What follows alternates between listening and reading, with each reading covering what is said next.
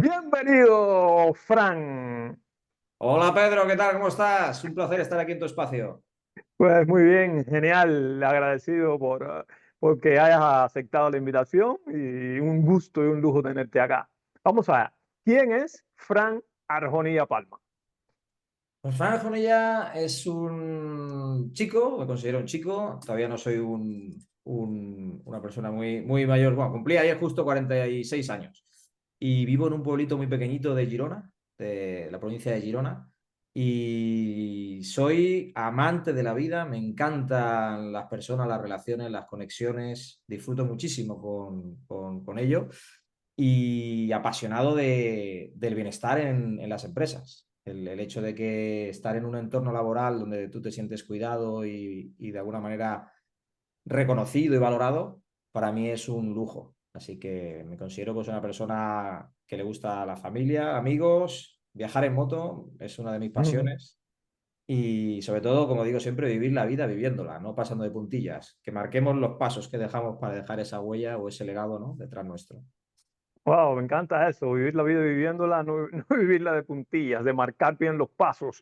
Y, Fran, ¿cuándo te diste cuenta de que esa era tu pasión? ¿Cuándo lo descubriste? Porque hay gente que va por la vida marcando de puntillas. Y es como, creo que, ahora no me recuerdo quién fue que lo dijo, uy, se me escapa, pero algo así, parafraseo, ¿eh? Que dice, todos tenemos dos vidas, comenzamos a vivir la segunda cuando nos damos cuenta de que solamente tenemos una. Pues mira, el Confucio lo dijo. Confucio. Hace 6 años mi padre marchó. Bueno, tuvo una enfermedad muy complicada y se marchó. Y fue ese como el botón de cambio de ritmo en mí. Yo siempre había pensado, yo soy una persona que me ocupaba del presente, pero me preocupaba el futuro. Entonces hacía como conexiones de ida y vuelta muy a menudo, me preocupaba por el futuro, lo que pueda pasar. Y a raíz de la enfermedad de mi padre, cuando todo, absolutamente todo, se reduce a ese momento, a ese proceso, es cuando te das cuenta de que todos los problemas o las cosas cotidianas que nos ocupan en el espacio en nuestra mente y que le damos vueltas, cobran un sentido totalmente banal. No tienen mucho sentido cuando tienes un problema de salud o cuando tienes algún acontecimiento que te urge o te trastoca la vida. Entonces, a partir de ahí fue cuando verdaderamente yo tomé conciencia de lo que digo siempre, ¿no? De la vida es ahora, de vivir el momento, el presente, porque el futuro es incierto y normalmente siempre lo dibujamos en nuestra mente y generamos un futuro ficticio en base a nuestros pasados o nuestro día de ayer y normalmente suele ser algo que nos hace daño. Entonces, decidí en ese momento dedicarme en cuerpo y alma al presente y lo que tenga que venir, que venga y así voy. Sin preocupaciones. Y eso está muy bien, porque la mayoría de las personas vive sumergida en las preocupaciones, ya sea del pasado o del futuro. Ve un futuro catastrófico y también lo que hace es arrastrar todas esas cosas que le han sucedido en el pasado y las pone en el presente. Entonces es una locura. Y a la gente le cuesta mucho hacer eso que tú hiciste. ¿Qué tienes? ¿Hiciste alguna técnica? ¿Comenzaste a practicar algo? ¿Cómo has logrado eso? Pues mi padre, digamos, el proceso de mi padre fue como el despertar y luego, evidentemente, sí que algo que tenía pendiente, que ya mucho tiempo que no, que lo estaba demorando por aquello de procrastinar y ya iré, comencé a hacer terapia. Para mí, el ir a terapia con mi psicóloga fue algo diferencial, algo de lo que único que me arrepiento es de no haber empezado antes, fíjate lo que te digo, porque fue Mm, todo un descubrimiento. A partir de ahí empecé a trabajar el autoconocimiento, el conocerme a mí mismo, el entender por qué me pasaban según qué cosas, ¿vale? Y también el hecho de marcar límites, líneas rojas, entender que decir que no a veces incluso te puede llegar a salvar la vida, ¿no? En según qué momentos, en el trabajo, en lo personal.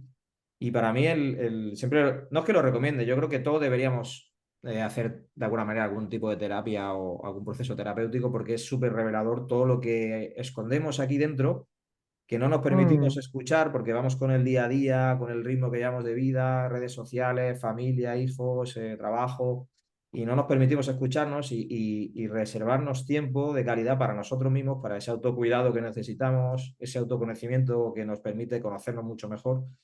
Así que para mí el terapia y el autoconocimiento fueron como las herramientas que me han conducido hasta esta manera de entender la vida, ¿no?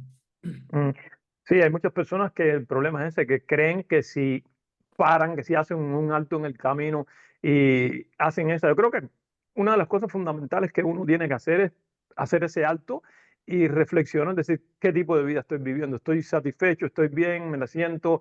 ¿O no estoy bien? ¿Qué cambios puedo hacer? Y a la gente le cuesta hacer esa pausa, sentarte un día, que sé yo, con un domingo o una hora, siéntate, escribe, lo que sea, y no lo hacen. Entonces, no se dan cuenta de que hay un modo mejor de vivir. Y eso es lo que tú has hecho. Yo creo ¿tienes una práctica, algo, algún tip, algo que le puedas dar a la gente para comenzar a hacer eso? Ya sabes que el Yo, primer paso es parar, ¿no?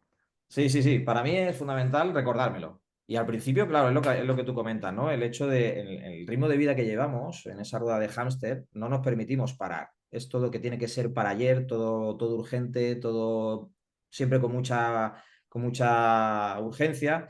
Y yo lo que al principio hacía era ponía incluso alarmas en el móvil cada X horas que me ponía para directamente. Mm, Me saltaba la alarma y en el móvil me ponía para. Y entonces tomaba conciencia en ese momento, pues si estaba en casa, pues me salía al jardín, o si estaba donde fuera, pues me daba una vuelta.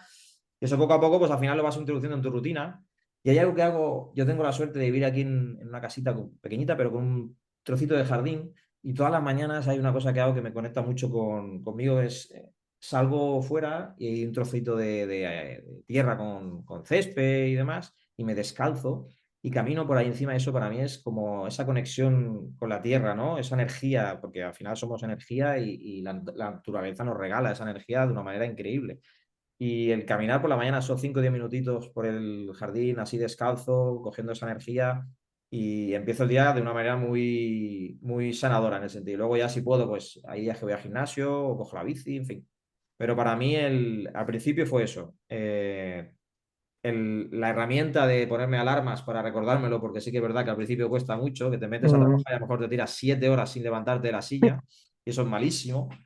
Y poco a poco pues lo vas introduciendo, al final ya tu cuerpo te lo pide, de alguna manera. O sea que de alguna manera mm. es educar a nuestro cuerpo y mente a hacer cosas que necesitamos. Ah, eso me encanta. Sí, yo la verdad esa práctica no la hago, pero he escuchado que estar descalzo en la arena o sobre la hierba te transmite eso, ¿no? Esa energía, ya que dices, eso, y dijiste algo muy, muy interesante, que es somos energía. ¿Cómo explicas eso? Bueno, al final tenemos conexiones, las neuronales van por impulsos eléctricos, y al final es energía que tenemos. Nuestro cuerpo fabrica de alguna manera energía, y esa energía a veces trasciende a distancias. Yo tengo relaciones con personas o conexiones que son a miles de kilómetros, que no los hemos visto nunca, pero hay una conexión ahí tan increíble que es esa energía que desprende esa persona o que desprendo yo, que de alguna manera conectamos. Cuando tú entras en una sala de reuniones, por ejemplo, y notas esa energía. Cuando hay mal ambiente, cuando Mm, la gente está cabreada, cuando hay mal rollo, eso se nota. Y ahí, por contra, también cuando entras hay buen rollo y hay buen clima y hay, no sé, el bienestar florece, pues eso también, pues esa energía a la que yo me refiero, que se nota y se palpa. Y si trabajamos esa energía de alguna manera, si la cuidamos la regamos y la tratamos con cariño, pues eso al final impacta en el otro. Y es un win-win, como digo yo. Ganamos nosotros, pero también gana el otro. O sea que esa es la energía a la que yo me refiero. genial. Y que, como bien dices, creo que eso de ponerse recordatorios, alarmas en el móvil, porque dice, voy para una reunión, pero mucha gente va para la reunión y ¿qué es lo que hace? Va muy animado, pero cuando llega a la reunión y ve que el ambiente está un poco eso, o dice, ahora voy por una reunión, pero está siempre ahí Juana, que siempre está llevando la contraria, que no sé qué, y ya llegas a la reunión cabreado completamente. Entonces creo que hacer ese cambio, ese switch, y decir, aunque si Juana me dice esto, me dice, ok, yo soy energía, voy con la máxima positividad, ayuda muchísimo y te hace pasarla mejor. De todas formas, tiene que estar ahí y creo que aprendes y resuelves y vives mejor la vida. Por completo, al final, a mí me costó entenderlo, ¿eh? Yo siempre tienes compañeros, entre comillas, tóxicos, ¿no? Que tienen esa energía negativa, y es una energía como pegamento que se te pega muy rápido, porque siempre están con la negatividad, que si esto, hostias, que ahora esto, ahora lo otro, y al final tienes que tener con mucho trabajo tuyo personal hecho para que eso a ti no te afecte y te lo cargues tú en tu propia mochila. Mm, Entonces yo, después de hacer todo ese trabajo y demás, me di cuenta que al final no está dentro de mi responsabilidad ni de mi carga el intentar cambiar a esa persona, simplemente aceptarla como es. Esa persona es Ah, así y si ella no quiere trabajar ese aspecto, quiere mejorarlo, al final yo no soy quien para ponérmelo en mi espalda y decir, no, tienes que cambiar. No, al final tiene que ser una decisión de la persona. Entonces, al final lo que yo adoptado es entender la situación, la comprendo, que tiene que tener sus creencias limitantes, como todos tenemos, sus patrones heredados, que también eso influye mucho en nuestra conducta, y ya está, ni me enfado ni nada, simplemente pues respeto siempre y aceptando que es una persona que tiene esa conducta y que me afecte lo mínimo posible. Porque sí que es verdad que al principio lo primero que te viene es lo que tú has dicho, ¿no? Entras en una reunión con un clima muy tenso, se te pega ese clima y sales de esa reunión y te vas a casa y arrastras ese clima y ya mm, tienes toda esa nebulosa oscura ya en casa, con problemas con la familia, con los hijos. Entonces, hay que intentar, yo lo que es un consejo que doy, ¿no? Aparte del trabajo que te he dicho, autoconocimiento y demás, entender que no es una responsabilidad nuestra el cambiar a las personas, sino lo que sí que está en nuestra mano es gestionar esas emociones que nos causan y la actitud que tenemos frente a la vida. sí, sí, sí, es así, tú no puedes cambiar a los demás. Por mucho que quieras, no puedes. Si la persona no quiere, es imposible. Y hay algo, Frank, que se comenta mucho, ¿no? Y se dice mucho, esas personas, llamémoslo así, entre comillas, tóxicas que les llaman o negativas, todo eso, pues sácalas de tu vida, aléjalas de tu... Pero hay ciertas personas a las cuales no puedes sacarlas de tu vida, no puedes alejarlas, son parte de tu vida, o quizás sea hasta inclusive un ser querido. Entonces, lidiar con eso le cuesta mucho a la gente. Totalmente, al final ya ha dado un punto clave, ¿no? Sobre todo con temas familiares, ¿no? Puedes tener un hermano, un primo, incluso un padre, una madre que no hay una buena relación y claro, ni va a dejar de ser tu padre, ni va a dejar de ser tu hermano, ni va a dejar de ser tu pareja incluso, ¿no? O bueno, en este caso sí que podría romperse, pero bueno. Entonces, Mm, por eso siempre digo que el entendernos, el escucharnos, qué es lo que necesitamos nosotros. Yo, por ejemplo, cuando he tenido algún conflicto o alguna discusión con algún compañero de trabajo o con algún amigo, al final lo que hago es que me salgo de mí, me veo desde arriba y digo, no, esto no me gusta a mí, yo no quiero llevar esto por aquí. Entonces, al final lo que intento es entender a la otra persona, pues la postura que tiene, el pensamiento, la línea de pensamiento que tiene o la manera que quiere hacer las cosas y simplemente yo digo, mira, yo considero que esto desde mi punto de vista pues es así, pero bueno, vamos a llegar a un acuerdo. Al final todos somos personas y hablando como se dice, se entiende la gente. Lo que pasa es que hay gente mm, que es muy obtusa en ese sentido y que se cree con la verdad absoluta. Entonces esas personas es lo que tú has dicho, sobre todo identificarlas, saber que tienen ese tipo de conducta y no es que apartarlas, pero sí entenderlas que son así y tener conciencia de que cuando te acerques a ellas, de alguna manera, pues eso va a salir y tener la capacidad para poder resolver ese conflicto. Es otro tema muy importante, el hecho de trabajar la resolución de conflictos, de afrontar conversaciones difíciles, que a veces solemos escaparnos de ellas porque precisamente sabemos que nos va a comportar pues un mal trago o un momento tenso y las evadimos, pero hay conversaciones que se tienen que tener. Hay conversaciones que se tienen que mm. tener porque no puedes afrontar la vida o las situaciones esquivándolas. Entonces, eso es importante. Sí, sí, apoyándonos, siguiendo este tema de las conversaciones difíciles, muchas personas que hacen, inclusive en el entorno laboral o personal, digamos, yo veo así, ¿no? Una conversación difícil es como un pequeño monstruo que acaba de nacer, un monstruito, pequeñito. Pero si tú lo dejas, ese monstruo va creciendo, se va desarrollando y cuando vienes a ver, es un super monstruo. Entonces, ¿cómo tú lidias con eso a esa altura? Se te hace más complicado, por eso no sé lo que tú opinas, pero creo que esas cosas hay que atajarlas al momento, hay que salir al paso y resolverlas lo antes, nada más que te des cuenta lo antes posible. O sea, cuando se empieza a ver venir ya lo que tú dices, ¿no? Ese nacimiento de ese pequeño monstruito, ese conflicto que empieza ya a ser latente, solemos caer en la trampa de dejarlo ahí y ojos que no ven, como se suele decir, corazón que no siente, ¿no? Y dice, bueno, pues voy tirando. Pero eso va creciendo. Y el rencor y la gente no olvida y cualquier otra cosa se va Mm, quedando ahí. Entonces, a partir de ahí ya el clima se vuelve ya muy tóxico. Entonces, yo siempre he dicho que en el primer momento en que haya habido algún desacuerdo o algún malentendimiento, que se aclare ahí en ese momento. Y no quiere decir que aclarar sea darle o quitarle la razón, simplemente que cada uno dé su postura, un acercamiento, entender lo que tú quieres, entender que tú entiendas lo que yo quiero y desde ese punto de vista, pues entender, o sea, llegar a un punto intermedio de un acuerdo. Pero dejar una discusión que macere allí a fuego lento, eso al final es un parche, es hambre para hoy, Mm, no es pan, hambre para hoy, no, pan para hoy, hambre para mañana. Es un sí. dicho quizás por aquí. Entonces yo siempre soy también lo que tú dices, Pedro, no esquivarlo y afrontarlo de cara en el momento en que surge para que esa pelota no crezca y nos explote luego en la cara. Sí, sí, así también lo veo.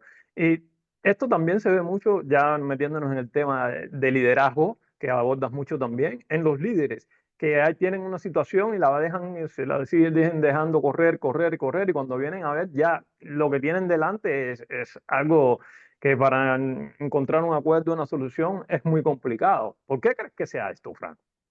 Yo creo que parto de la base de que la figura del líder está como muy prostituida en el sentido de que se habla mucho de la figura del líder, pero antes de ser líder somos personas. Entonces, cuando a ti o a mí o a otra persona la promocionan a una posición de líder, se entiende que esa persona tiene que reunir una serie de habilidades o cualidades que le permitan poder gestionar un equipo de personas, ¿vale? Porque no es sencillo ni todos sabemos, o como mínimo no nacemos con esa dote. Entonces, siempre digo lo mismo, el hecho de que tú veas a una persona, no, esta persona ahora líder tal y cual, pero primero fórmala, capacítala, que potencie esas habilidades que le permitan poder, pues lo que estamos hablando, resolver conflictos, afrontar conversaciones, porque el poner a una persona de líder, entre comillas, que al final acaba siendo el jefe, que lo único que hace es hacer de vehículo conductor entre la dirección y los trabajadores y no das ni voz ni voto, ni das ningún tipo de confianza, eso al final es pan para hoy, hambre para mañana, volvemos a lo mismo y son parches. Entonces, el líder, digamos, que gestiona de forma más humana es aquel que se acerca, aquel que escucha, que de alguna manera lo ven como un ejemplo a seguir, pero que están más o menos a su misma altura y que no tienen miedo a decir las cosas. Crear espacios seguros donde las personas se sientan seguras de hablar de los problemas que tienen, de las inquietudes, de algún problema que ha tenido interno con algún compañero. Porque si todo eso se va de alguna manera procrastinando y se mete en el cajón, eso al final es una bomba de relojería y el equipo de Mm. trabajo, lo que era un grano, se vuelve una montaña y luego gestionar eso es complicado. Sí, sí. Y de ahí toca el tema fundamental, que está más que probado con el estudio de Aristóteles, de Google, de la seguridad psicológica, ¿no?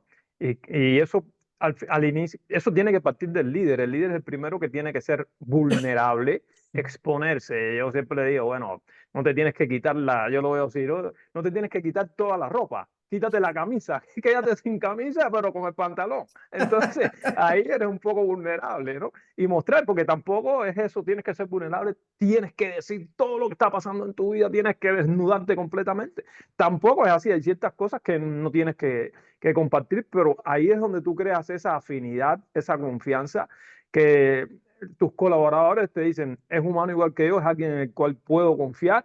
Y yo creo que ese es un primer paso para crear este ambiente de trabajo más, donde la gente, donde haya más confianza, que al final se trata de eso, ¿no?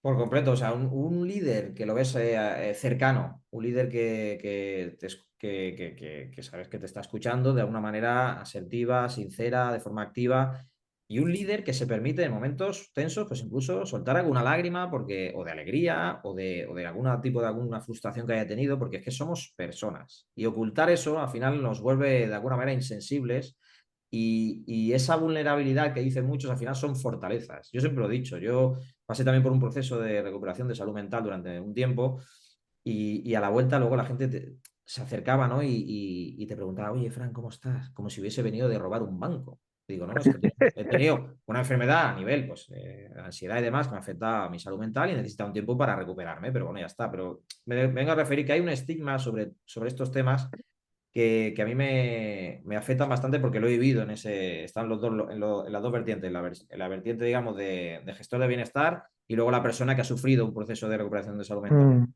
Y quizá tengo esa ventaja, entre comillas, de entender según qué cosas, porque hasta que no pasas por un proceso así, no eres consciente verdaderamente de lo que te puede llegar a afectar. Entonces, cuando tú muestras tus sentimientos o tus emociones, no estás siendo vulnerable. Al final, estás mostrando una fortaleza, una capacidad de poder decir, pues este soy yo, con mis mm. penas, con mis alegrías y con mis rabias. Y este soy yo, y ya está. Siempre, evidentemente, desde el respeto y sin provocar ningún mal. Pero hay gente, hay una cultura, digamos, empresarial, como digo, del Jurásico, que todo esto lo ve como algo que va en contra de la evolución natural del crecimiento de los trabajadores. Entonces, ese ocultar, no llores, ese ocultar, no siempre fuerte, bueno, es un trabajo que yo entiendo que no es fácil, pero que se tiene que ir hacia ese lugar. Ujú. Sí, sí, y es eso lo que tú dices, la cultura de que todavía se han dado muchos pasos adelante, ¿no? Pero creo que todavía existe eso arraigado en muchísimos líderes, que tienes que ser la roca, tienes que ser fuerte, no puedes mostrar una grieta. Y ahí es donde vienen todos estos tipos de problemas que, en primer lugar, sí, afectan al equipo, a la gente, porque no tienen esa confianza, ¿sabes? Pero te afectan a ti, sobre todo también a ti, porque estás comprimido completamente, tienes todo eso dentro y como tú dices, es una bomba que en cualquier momento explota, como lo hace la gente por ahí que después van a la depresión, burnout y todo eso, porque es demasiado lo que llevan dentro. O sea, si no se gestiona de una manera muy inicial, digamos, de todo el proceso, todo eso al final va creciendo y va aumentando y al final se vuelve algo incomible. Por eso digo que los procesos de autoconocimiento o el ir a terapia, cuando una persona tiene ya una cierta posición donde tiene un equipo de personas a su cargo, no es tan sencillo.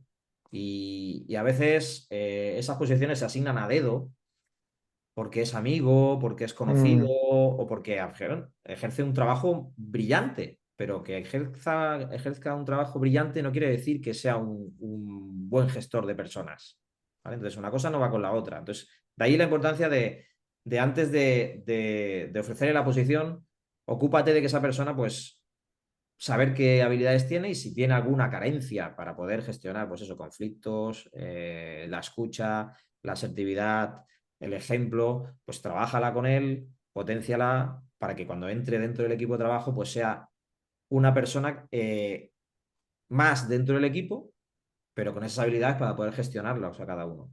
Al final, mm, el líder, la figura del líder es un ejemplo claro de lo que querrían ser todos, que te inspire, una persona, un referente, pero que tenga un trato cercano. Yo siempre lo he dicho, yo al final las políticas de bienestar no son inversiones todas gigantes de macroproyectos, hay que empezar de la base. La base del bienestar es el día a día, los pequeños gestos. Oye, Pedro, ¿cómo estás? Oye, Pedro, ¿qué tal tu hermana? El otro día me enteré que estaba pachucha o tu hijo, en fin.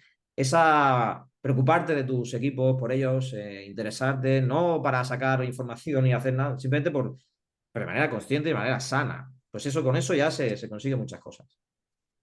sí, sí.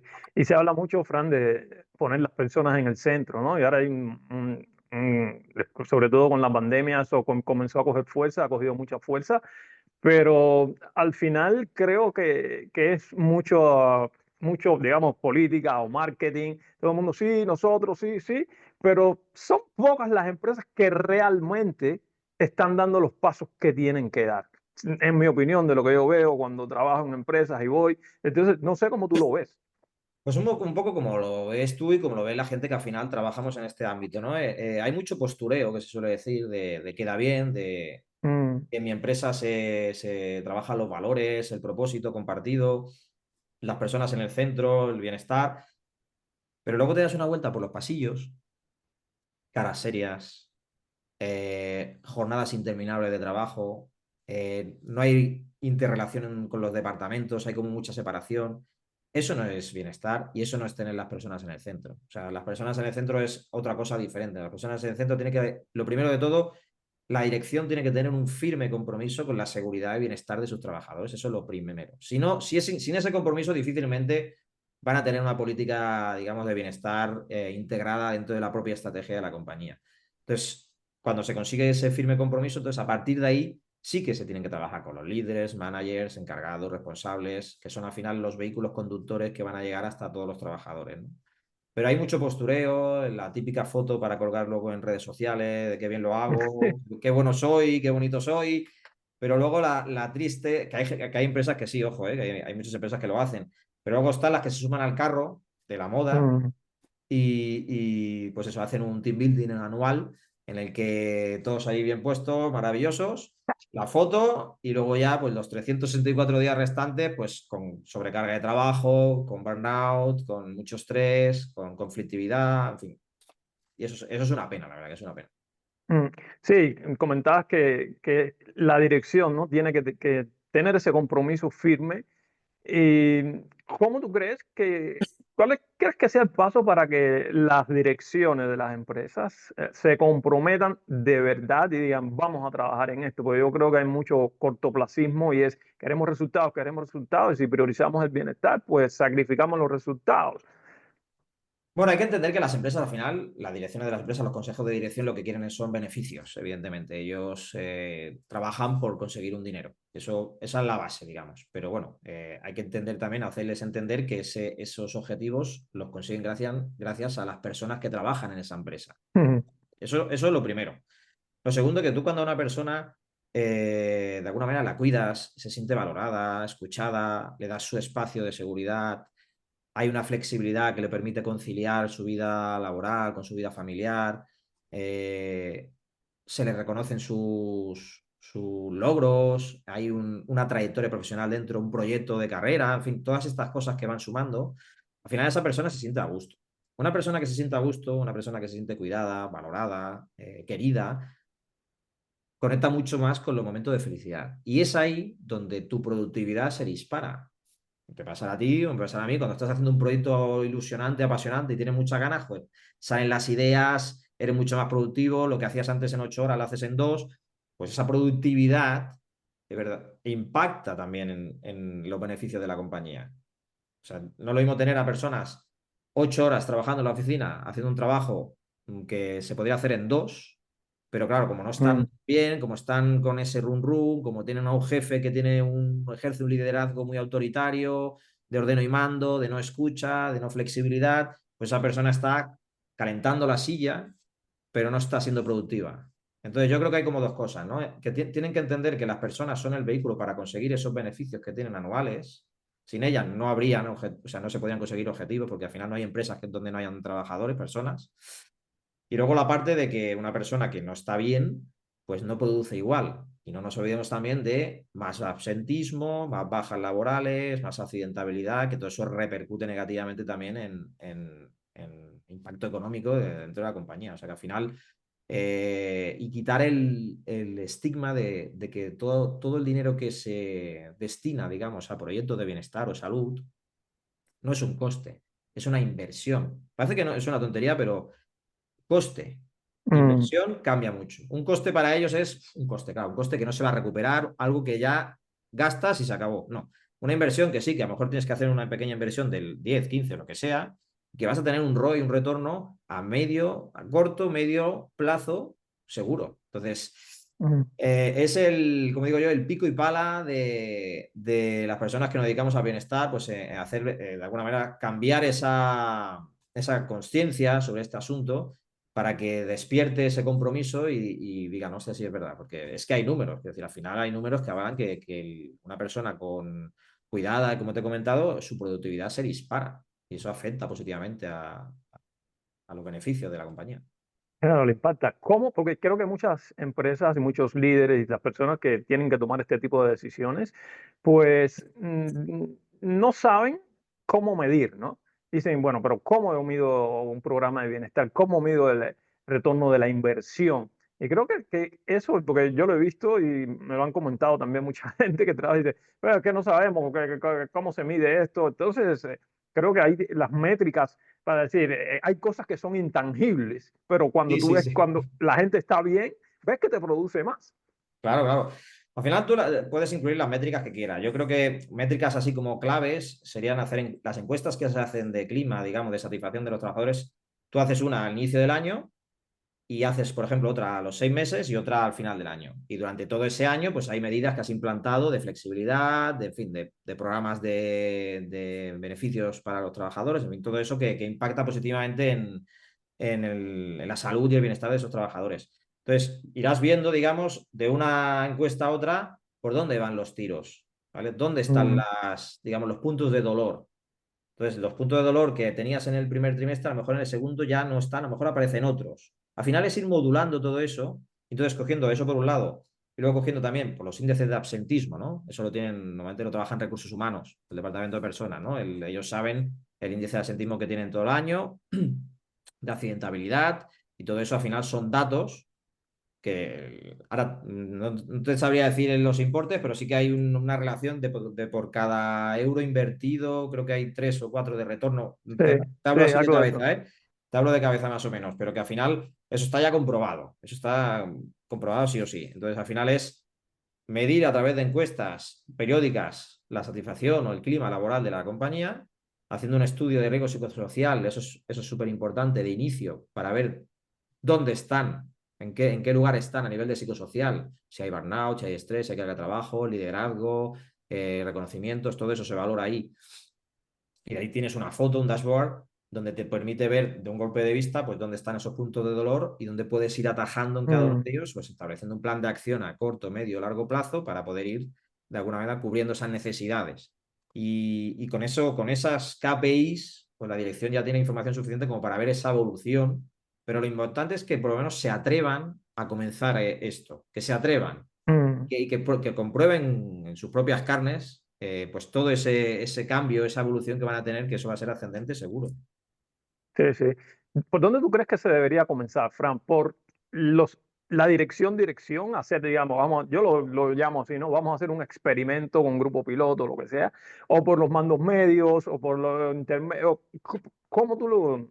Yo creo, al principio, como todo, el acercamiento tiene que ser al equipo de dirección y managers o líderes que son al final los que van a transmitir toda esa cultura o ese proyecto de bienestar a los trabajadores. Son los que van a dar ejemplo de alguna manera. Entonces, Mm, que ellos se empapen bien de todo lo que es el proyecto y que ellos vivan en primera persona pues todas esas medidas que se proponen, ese plan de acción, pero sin olvidarnos de los trabajadores también. O sea, al final, no es que primero empieces por el equipo de dirección y te olvides de los trabajadores. Tiene que ser todo como, digamos, lineal. Sí que es verdad que al principio tienes que darle como más peso al equipo de dirección porque ellos necesitan ver resultados, necesitan ver qué es lo que se va a hacer. Porque al final, si no lo ven como el tema de bienestar es algo intangible. No, no ves, no es como comprar un coche, comprar, yo qué sé, mm, un mobiliario, es algo intangible, el bienestar, el que se sienta bien una persona, pues no lo ves. Entonces, ellos si no lo ven, les cuesta mucho entender eso, ¿no? Entonces, que ellos como mínimo vivan en primera persona, pues toda ese plan de acción, esas medidas que van a impactar positivamente en sus trabajadores y a partir de ahí, pues haciendo de alguna manera, teniendo en cuenta el volumen de plantilla que tengan la empresa, pues haciéndola por áreas, por sí. departamentos, o si es pequeña, pues todo va por igual. Mm. Sí, sí, y te digo, también porque hay digamos, que muchos programas de bienestar, como se dice, entre comillas, fracasan, ¿no? Porque no logran los objetivos. Y yo te digo, una de las cosas que veo en esto es, primeramente, que empieza el programa de bienestar, pero el líder no se involucra como se tiene que involucrar. Y en segundo lugar, que se hace un programa de bienestar que no responde a las necesidades de los trabajadores, las necesidades reales. Se coge algo, pum, vamos a hacer esto, pum, así. Y eso es un gran problema. Y muchos Es lo que están haciendo así, para el, quedar el- bien, ¿no? exacto, el café para todos, como se suele decir, eso ya está totalmente comprobado que no sirve. O sea, tú no, lo que a mí me puede parecer bien, a ti te puede parecer una auténtica nada.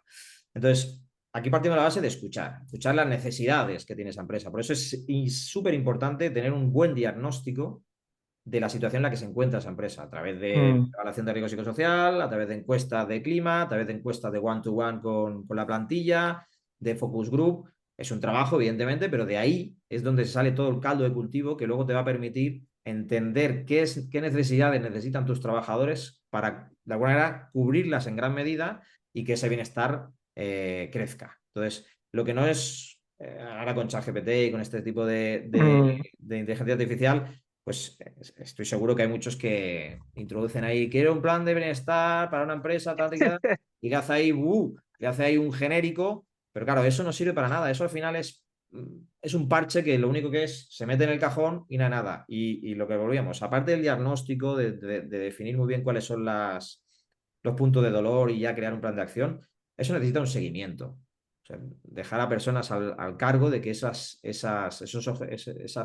objetivos o esas medidas se implanten y se haga un seguimiento, porque a lo mejor lo que se pensaba que iba a ir bien, pues hay que modularlo a mitad de camino porque, hostia, nos estamos desviando del objetivo. Pues es un modo de ensayo y error, porque al final somos personas y el bienestar como tal, Mm, lo que para mí está bien, a lo mejor para ti no. Entonces, encontrar ese equilibrio, pero para que todos más o menos estén en una línea, digamos, por encima del malo. sí, sí, así es, bien a la medida, como se Exacto. dice. Fran, vamos a dos o tres preguntitas para ir cerrando ya. Venga. ¿En qué gastas el dinero sin pensarlo? ¿En qué gasto mi dinero en pensar? En viajar con mi familia. Real, viajar con tu familia. Sí, Sí, sobre todo que mis peques puedan ver, y yo, y mi mujer y todo, ver otras culturas, otros idiomas, otra gastronomía, mm, todo eso. O sea, al final, eso para mí es, fuera de más de temas materiales, yo soy más de regalar o de gastarme el dinero en experiencias que me regalen experiencias. recuerdos. Exacto. Muy, muy bueno eso. Ya me dijiste que te gusta andar en moto, pero Uh, hay algo de extraño, algo en particular que hagas, que digas, si yo digo esto, que hago esto, la gente va a decir que estoy loco. Pues mira, precisamente cuando yo viajo en moto, mi padre, como he dicho anteriormente, bueno, falleció por una enfermedad hace 6 años y cada vez que hago un viaje, viajo a Granada, que es donde llevamos las cenizas de mi padre, y cada año me voy 4 años solo con la moto, hago ese viaje, es un viaje que hago todo el recorrido que hacía pues 30, 40 años antes que bajábamos de Barcelona hasta Granada, con las carreteritas aquellas de curvas, no había Mm, autopista, no había nada. Entonces, lo que consigo con ese viaje para mí es trascendental, para mí es terapéutico. Yo en ese viaje lloro, río, canto, hablo con mi padre, tengo conversaciones wow, que me asustan, de verdad te lo digo. Y a veces esto lo cuentas, lo que tú me has dicho, lo cuentas y dices, puedes parecer que estás completamente loco, pero o sea, la conexión esa de ese viaje, porque claro, me traslada a mi niñez, es el camino que hacíamos, el sentido con el que voy yo a ese lugar, eso que puede parecer de locos, a mí es terapéutico y vengo como totalmente calmo, o sea, es qué increíble. bien, genial. Fran, tienes todas las cámaras de la televisión del mundo para ti. Tienes 30 segundos para lanzarle tu mensaje al mundo. ¿Qué le dices? Pues que tanto tú como yo el bienestar lo tenemos o lo vivimos de una manera diferente, pero encontrar el equilibrio es importantísimo. Y en las empresas se necesita que el bienestar impacte en todos sus trabajadores. ¿Cómo? Escuchando. ¿Cómo? Estando presentes de forma consciente y queriendo que que tus trabajadores trabajen de una manera sana, saludable y que ese bienestar florezca. Así que para mí el objetivo o la huella que me gustaría dejar en el mundo a nivel profesional es que las empresas sean un poquito más humanas y que el bienestar de esos trabajadores que al final tienen que trabajar repercuta muy positivamente en su salud. Ah, me gusta eso. Y ya para ir cerrando, Fran, lo hemos tocado, pero a resumir, tres características que hacen a un gran líder. ¿Qué hace para ti a un gran líder? Su humanidad, su cercanía y el respeto. Para mí son Humanidad, tres. cercanía y respeto.